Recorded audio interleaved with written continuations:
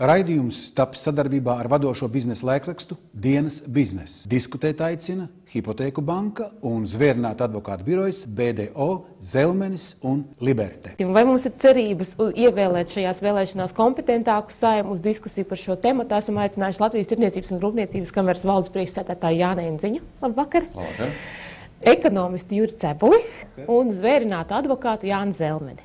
Labvakar! Ir bijusi tā iespēja ieskatīties arī politisko partiju programmās. Vai tas jūsos vieš cerību uz to, ka mēs varētu ievēlēt kompetentāku Saeimu? Saimai ir jāpieņem likumi, kvalitīvi likumi. Jā, teiksim, ekonomika tā tomēr ir drīzāk izpildvaras tēma. Man tāda cerība būtu, ka vēlētājs izdarot savu izvēli, pats domās. Es ļoti ceru, ka cilvēki tiešām vēlot domās. Protams, 17. septembris mums parādīs, kāds būs vēlētāja viedoklis, bet katrā ziņā vairākām partijām programmas ir kā lai saka, visaptverošas un arī norāda uz plānoto valsts attīstību, gan tautas attīstību, gan valsts sistēmas attīstību, gan ekonomikas attīstību. Praktiski visas partijas, vismaz tās, kuras pēc reitingiem mēs redzam, ka viņas varētu iekļūt Saeimā, sola atbalstu uzņēmējdarbībai un visām šīm lietām. Faktiski, teiksim, tas viss parādās. Vienīgais, tur ļoti daudz, protams, jautājumu, kā tieši kā tieši viens vai otrs solis tiks spērts.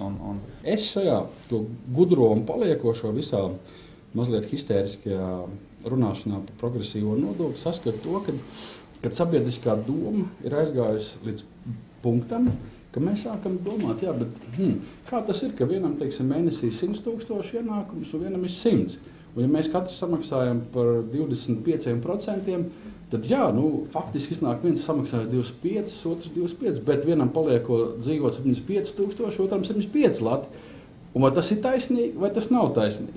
Un vēlos piekrist Zelmeņa kungam, ka šajā gadījumā jau nodokļu sistēma ir jāskatās kopumā, teiksim, palielināt iedzīvotāju ienākumu nodokli, nevar atstājot pašreizējo iekasēšanas kārtību un tā spēju iekasēt nodokļus. Tas viss jādara ir kopumā un ne tikai viena nodokļa, bet principā tas kā sistēma noteikti ir kopumā jāskatās. Nevar skatīt vienu lietu atsevišķi.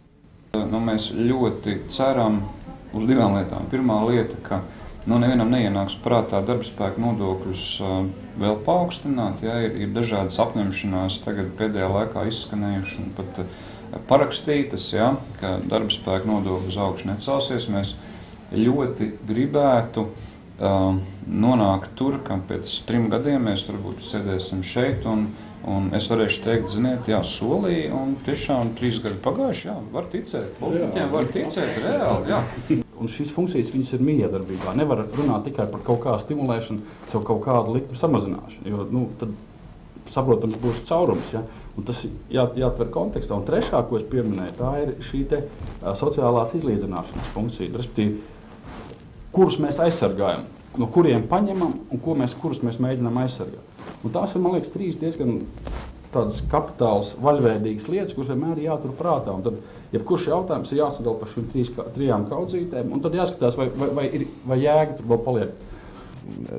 Noteikti esam radījuši sabiedrībā iespaidu, ka nodokļi tiek iekasēti priekš kaut kā, un savukārt to, ko mēs saņemam valsts, to mēs atkal no kaut kā saņemam, un tas netiek salikts kopā. Netiek salikts kopā tās divas lietas, ka tas nodoklis, ko es samaksāju, ir varbūt manai mammai vai manai pilsētai nonāk, un manai skolai vai mana bērnu skolai. Un pareiza nodokļu sistēma ir tā, kas rada šo pārliecību nodokļu maksātājos un arī nodokļu tērētājos. Ja? Vai kāds uz tādu radikālu reformu parakstīsies, grūti pateikt. Ir politiskās organizācijas, kuras sola tādu pakāpenisku samazināšanu, kur uzlabojoties prognozēm, nevis prognozēm, bet uzlabojoties ieņēmumiem, proporcionāli nākamā gadā tiek samazināts arī šis darbspēka nodokļu sloks. Tas būtu tāds mērenāks ceļš. Mēs aizņemamies un tērējam aizņemt. Tā nav gudra, protams, tā nav ilgdzīvot spējīga politika.